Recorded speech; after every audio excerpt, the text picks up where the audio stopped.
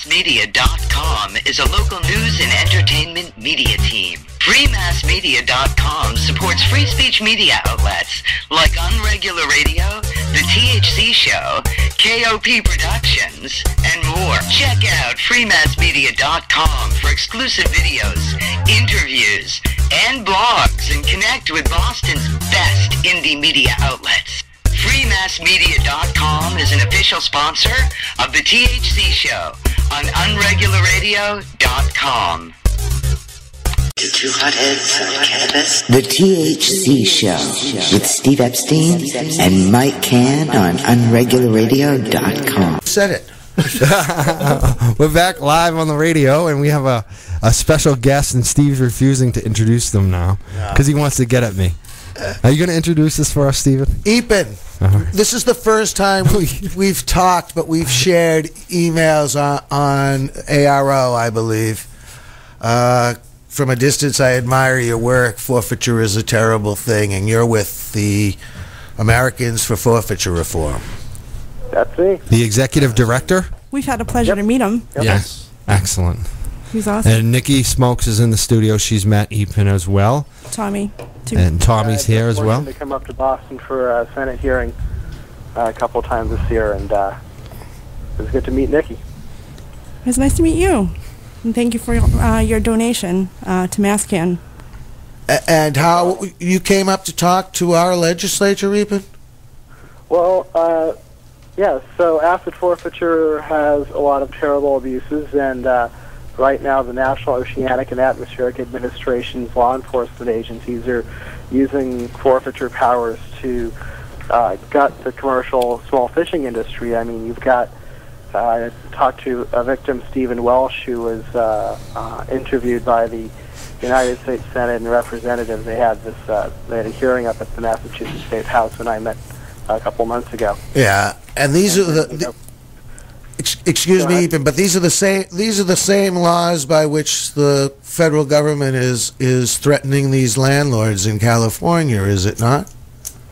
Yes and no.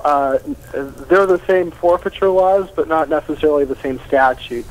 The NOAA laws are governed by the Magnuson-Stevenson Act. The forfeiture No, they're laws governed by the Constitution of the United States of America. Hold on, Eapen.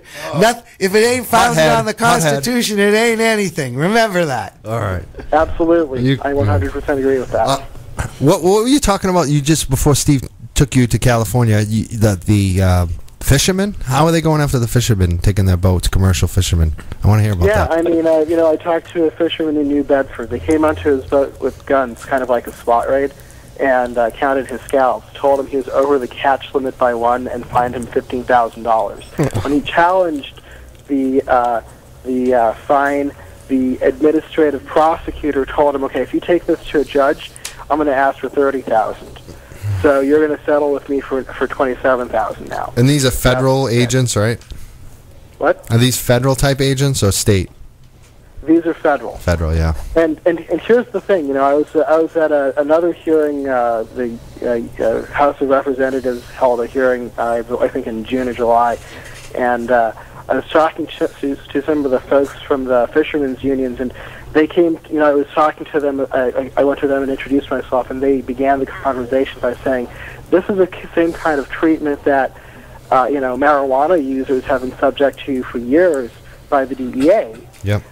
Which is absolutely true. These are the laws that incentivize law enforcement to just go crazy on people and to... He has, in many instances, deprived of the right to trial by jury. Yeah. Under Admiralty law. Yeah. They just... Which is an awful place to be. There's a very famous case of that. The British king once seized John Hancock's ship in 1768, which was one of the events that spurred the Bostonian population to advocate open revolution. Wow. And they were doing that because colonial juries would not convict smugglers of smuggling. Well, actually, this wasn't a colonial enforcement action. The king the prosecutor and the informant here split the proceeds of the forfeiture, and John Hancock was denied the right to trial by jury. And he wasn't even charged with the crime. They just took his boat and fined him about 9,000 pounds sterling. But yeah, the same kinds of laws that incentivize over-enforcement, money grabs, predatory behavior, mercenary law enforcement. Yeah, they're marking people and taking them out. It's like it's worse than Boiler Room and all the Wall Street stuff people are talking about now. It's the same thing. It's the government. How can they steal all your assets before you go on trial? That is like so un-American. It's just from the start. They can't take all your assets. I don't care. How you can't defend yourself. Exactly. Well, you're doing good work, Eapen. We really for the same compulsion. So, is there any progress being made in the general area of forfeiture in Washington D.C. that we should know about? Well, there's we're fortunate to have a couple of people who are interested in this effort. The Institute for Justice is a national public litigation, civil liberties, property rights, public interest kind of law firm, and they take cases of this nature. They're right now litigating a case up in Tewksbury, where a guy named Russ Caswell had his hotel seized because some people came to his hotel and smoked pot. Wow. In the hotel room. Wow. And this happened 6 times over 20 years, and the government wants to seize his hotel, which is bought and paid for and worth a lot of money. Do you know the name of that? Do you happen to know the name of that hotel in Tewksbury? It's been in the Lawrence Eagle Tribune, Mike. I'll get it. His name's Russ Caswell. Russ Caswell. All right, we'll look him up. Wow. He's litigated by the Institute for Justice, and it's in Tewksbury. Oh, we got to get him on the show. That is amazing. Yeah, wow. Well, I'd be happy to forward to you the information. I would love that. That's just outrageous. I mean, I don't know. Are they doing it to the Red Sox when they smoke weed at Fenway Park? No. Or is that hotel in Chelmsford? What's that? Is that hotel in Tewksbury or is that hotel in Chelmsford? We'll find out. He said Tewksbury, but we'll find out. Eapen said Tewksbury. Well, I don't know why you brought up Chelmsford. You think it's Chelmsford, Steve? Well, no, but when I read, that's it. When I read the story, I thought of Chelmsford way back when in the early hotel? 90s. No, in this case, it was a piece of real estate that the gentleman who owned title to it had failed to properly mortgage it, and they decided it was worth forfeiting, and the local police department shared it with the federal government, because if they'd gone under state forfeiture law, they couldn't have reached it. The state would have taken it all. No, the state wouldn't take it. No. Massachusetts wouldn't go for it at all, because it was just left it. There was less than 10 pounds of marijuana. So that's why the feds hook up with the locals now. Is that what you're saying? For this? An encouragement for locals. It seems like the feds can basically throw anyone in jail. Like, compared to state law, the feds have now so overwhelmingly, Patriot law. Look at all this stuff that they have. They just can basically say, you're in conspiracy. That's it. You have no rights. I mean, no. We got to keep doing what we're doing. I know. Tell us, you're also working on several different states. You're working on initiatives. Are you not? Yeah. Why don't we talk about some of those? All right. So I am from Columbia, Missouri. I grew up in St. Louis, and I went to school in Columbia, Missouri, at the University of Missouri, Columbia, and I've lived there for the last 8 years. And last February, there was a SWAT raid there that they captured on video, and then in May, Radley Balco got a copy of the video and put it up on YouTube, and it went viral. And 2-3 million people saw it, and it's a very brutal, graphic video. It's they break into this guy's house at 8 o'clock at night on a Tuesday when his wife is reading his 7-year-old kid a bedtime story, and before they walk over the threshold, they begin shooting their machine guns. They kill 2 dogs. Oh my God! One of which is wearing a pink sweater, and the dog's not posing any threat. And it's a very graphic, brutal picture, and it's a pot warrant, and they serve this warrant 8 days late. I made the argument at City Hall that they were serving these pot warrants late because they wanted to maximize the amount of money that they got from dealers and not actually stop the flow of marijuana to the streets, which is true. I got a copy of every SWAT warrant they had done over the last 3 years, and they routinely serve pot warrants late. And I thought I think it's to maximize the seizure revenue available. Yep, they want them to sell that product.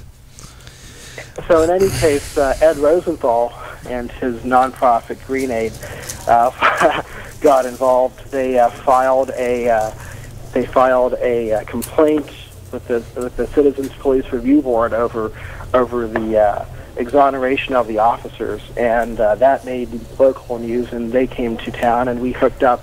And Columbia is actually an interesting little town. In 2004, we passed by 62% of the vote a decriminalization lowest law enforcement priority ordinance. Yeah, and we're talking. This whole event was just it was a big dramatic event. In Missouri, Michael, you understand? Columbia is sort of isolated.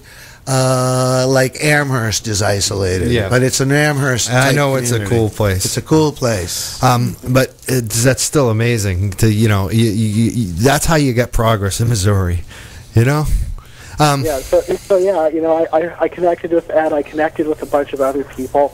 We found other raid victims. We found other people who had been raided and had been angry at how they were treated and wanted to change the laws. And so we found the funding to draft a bill. It's not perfect, but I think it's pretty good. It's a full legalization bill. It provides it allows for personal and provides rights for medical use, and it provides a regulatory framework and a testing framework for industrial and commercial production, and it allows the state to tax it up to some reasonable level. Still assumes you got to track those molecules. Still seems you got to track those molecules. All right, Steve. This is awesome. It's tomatoes, man. It's tomatoes. That's all it is. All right. Reasonable piece of legislation, I think, and we're very excited. We were just approved for signature collection, and no one has sued us, and we're out of the period in which anyone can sue us to change your ballot title or challenge our legislation. So you're moving ahead. We have to get 300,000 signatures roughly by May, but I think we can do it in 10 weeks. I think we can raise the money for professional signature gatherers by January, and then we can get our signatures by April, and then it's just a marketing campaign. So yeah, this is exciting. Wow. Any pre-leap polling to tell you that you are on the winning side? I will say that the poll data that I know that we have indicates that we've seen a substantial increase in support. We've got some focus groups that suggest that our proposition may be wildly popular here, even in the conservative areas. This is an agricultural state that remembers hemp as an economic resource, and we think we can recapture that and deploy that as a powerful marketing message. Do your proposed regulations? We're actually going to be working with Jeff Meyer and the economist at Harvard to do our economic policy statements on that. We like him. Yeah. So you found some funding. Yeah. You guys have some good funding. Oh, make a difference. We have a lot of people who are sacrificing because they see that these laws, this public policy, these laws have failed us, and that they need to sacrifice now so that they can live in a better, a more perfect union. Now, do the hemp cultivators, the farmers who are looking at it as hemp, do they because you mentioned testing and whatnot, they're going to still have to grow the low THC, high other cannabinoid plants to satisfy the government under your regulation? We established a framework by which the Department of Agriculture can has to register for hemp production And yeah, there's a definition where we've got the regulatory structure to account for that. We're not worried about the issue of diversion, after all, since we are creating a regulatory structure for industrial cannabis production. And the difference between the two, between hemp and industrial cannabis, is pretty obvious, and we expect, the agencies that are tasked with the licensing that to know the difference. Well, I don't think. Steve, if it's already legalized, you don't even have to worry about it. If it's illegal, easy. Yeah, exactly. All right, we're gonna. The website is showmecannabis.com for the Missouri initiative to legalize cannabis in all its forms that you talked about, for medical, for industrial, for hemp. Greenaid.com is Ed Rosenthal's website. Ed Rosenthal is a big name from High Times in years past. He was the cultivation editor. He was the cultivation writer. He put out a million books. He's been at Oaksterdam. He's been doing activism for how many years? 20, 30 years? Ed Rosenthal? Yeah. Ed Rosenthal. Hi, Ed. He's a legend, right? Is he on the phone? Ed's there. You want me to put him on? Yeah, let's talk to Ed. Eapen, it was a pleasure talking to you. We'll talk again. Yeah, Eapen, actually, we want to, after we talk to Ed, we want to say goodbye to you, too, so make sure you say hi again. Absolutely. I'll be back up in Boston in a couple months, so I'll be able to stop by sometime. Definitely. We'd like you to have you on the show again, too, especially. I mean, that was, we want updates from you. Definitely. All right. All right, here's Ed. Hi, Ed. Steve Epstein. How you been? Good. How's everything? With me is another hothead on cannabis, Mike Crawford. Do you remember Mike? I believe you met. Hey, Ed. How you doing? Yeah. Hi. So you're working on something big in Missouri, right? Well, actually, the local people there have been doing most of it, and we were just instrumental in awakening awareness. And it was an ideal situation that once we introduced the problem and the situation, that the people from the community adopted it and went ahead, so that we work in coordination with them a little bit, but they're doing most of the work and most of the planning and thinking. And as a result of this, ultimately, the police chief, who was the police chief when this all happened, has just resigned. And it turns out that there was deception in his application for the job. But I don't think that this would have come about, and he would have been investigated had this not started. And this is a great win for the community, because either this guy was either he was a liar, or he was not in control of his department. And the reason why I say that is that he said that when the police were making all these SWAT raids for search warrants and executing search warrants, he said he wasn't aware of it. So if he wasn't aware of it, he wasn't in control of his police department. But I believe that he was aware of it, and he was just a liar. So it's a good thing that he went. And now Columbia has a chance to get a new police chief and to start anew, and perhaps get a police force there that protects the community rather than is a hazard to citizens. Yeah, that should never happen. Never. I mean, this gentleman wasn't any cartel leader. The family was, this was ridiculous. They should have never knocked on the guy's door, never mind doing a raid and shooting his dogs. I think that particular video, it was on that case, they only found like a pipe with resin in it. And he was just a user. He didn't even have any on him. I mean, the thing about it is that they were performing SWAT raids and executing every search warrant for drugs, which really means for marijuana. Yeah, 80%. In one case, they SWAT raided 2 college kids playing a Nintendo game or some sort of video game, and then they They SWAT raided a small dealer and killed his dogs, threatened his wife, terrorized his child, just like this. But I don't care if a person's a dealer. I don't either.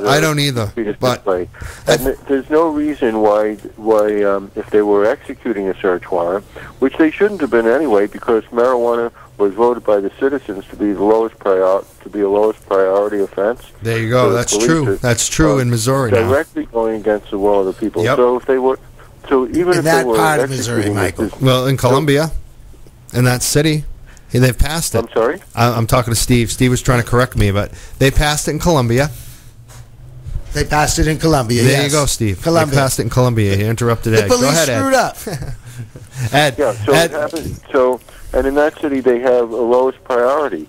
So the police aren't following the will of the people there to begin with, and it's time for a major change. I think if the police have all this money to do these SWAT raids and everything, that it's time to lower their budget and raise the educational value.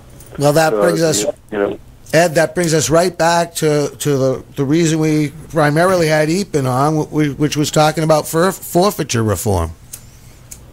Well, it's not just forfeiture reform. Remember that these raids. You see, what happens is these raids cost the government, but then the police department collects. And in a lot of these raids and forfeitures, the cities are not even allowed to account for that money when figuring the police budgets. So they get this money over the budget. It's outside of the budget, and they use it to send the cops to conferences and swanker equipment, It's a rocket. more lethal equipment. Yep. So it's really time to get them to get the police departments under control. Yep. Because basically, here's what marijuana is for most people. Most people, the people who stop at stoplights, take their kids to school, pay their taxes. Marijuana is where the police state and the citizenry meet. That's exactly where It's the safest realm of it. It's the safest realm of it, and too. the police don't want to give up their police state rights. All of our lives, since we've been born, the police have been getting more and more power, and the rights of citizens have been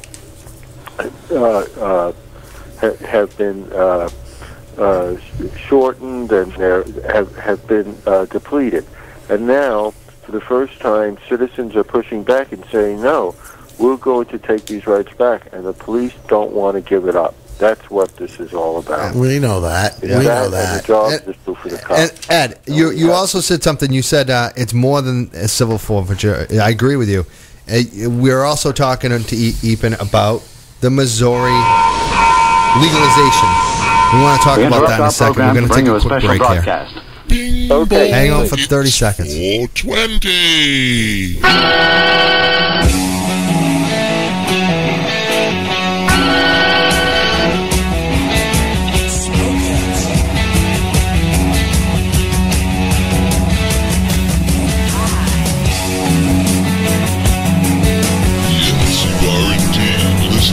Two hotheads on cannabis on Unregular Radio. Stay tuned because more wackiness is sure to ensue.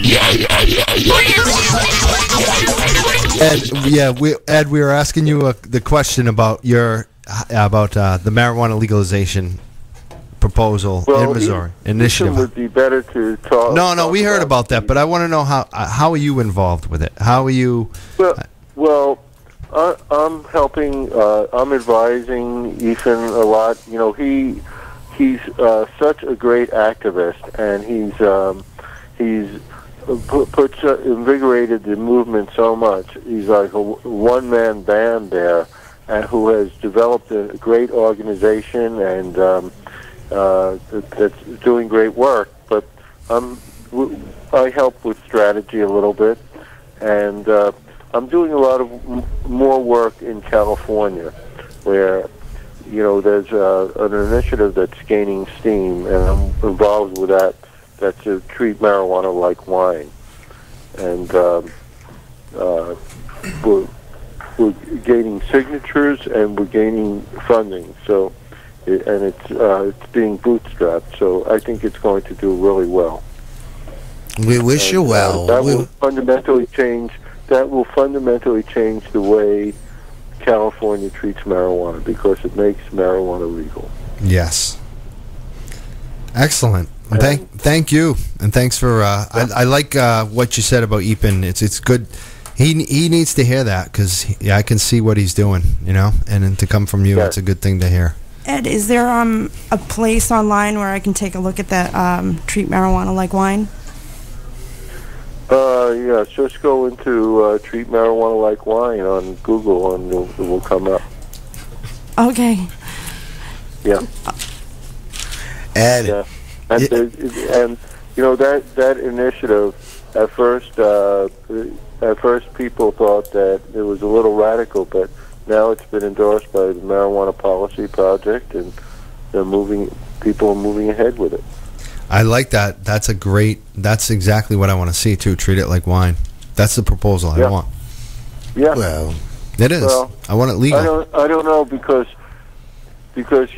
wine, people can really hurt themselves if they drink too much wine. All that happens if they smoke too much pot is they get a good sleep. Yeah. Yeah, we're even giving too much on that. I totally understand that, but I'm willing to make that compromise. That little bit. Well, as long as we can grow it for free for ourselves. That's the key. Right. You got to be able to grow it for free for yourself if you're not using it commercially. See, I don't mind a high excise tax for recreational use. No commercial. There are high excise taxes if you go to the movies, you go to an amusement recreational has to be amusement taxes. It's got to be commercial, though. You got to be like going to the store to buy it. Like, I don't want to be paying a tax for something I grow at my house. But in California, since we've had medical marijuana here, and since we've had these dispensaries, we do go to stores here. Yeah. For instance, Harborside, there's going to be a 4-part series on Discovery Channel called Weed Wars, and it's about Harborside Medical Center. Well, they have 10 stations, and each station, I called it a candy counter, and Steve D'Angelo corrected me, said it's a medicine counter, and they have over 100 different products for you to choose from.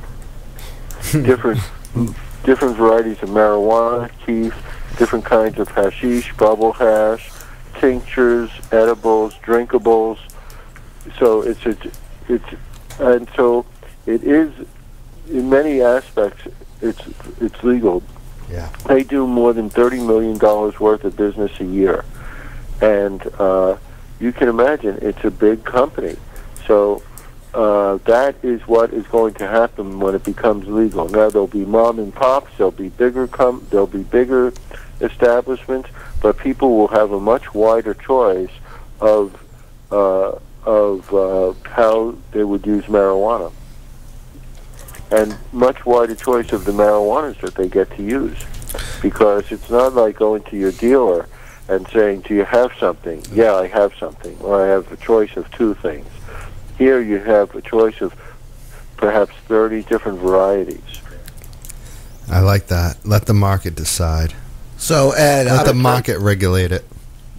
The open market. We know what at this point. At this point, marijuana consumers know what is good product. They can figure it out. Well, what helps them figure it out too is that they actually all the marijuana that goes through these dispensaries, virtually all of it now is tested for THC and CBD, and sometimes for other cannabinoids, and also for pesticides and for mold and fungus. And so you actually have a way of knowing, well, this is 14% THC, this is 12%, this is 18%, and So it's not just guessing, well, this one looks the best or something like that. Yep. So you actually have a scientific... yeah, people can do that. That's the free market. Thank you, Ed, for spending the time with us on the THC show today on Unregular Radio. That's Ed Rosenthal, Green Aid, Show Me Cannabis, Forfeiture Reform, .com. Treat Marijuana Like Wine, .com or Let's support it in Missouri. 617-606-4122. We're going to say goodbye to Ed. I think we have another phone call. We might say hi real quick and then take some music.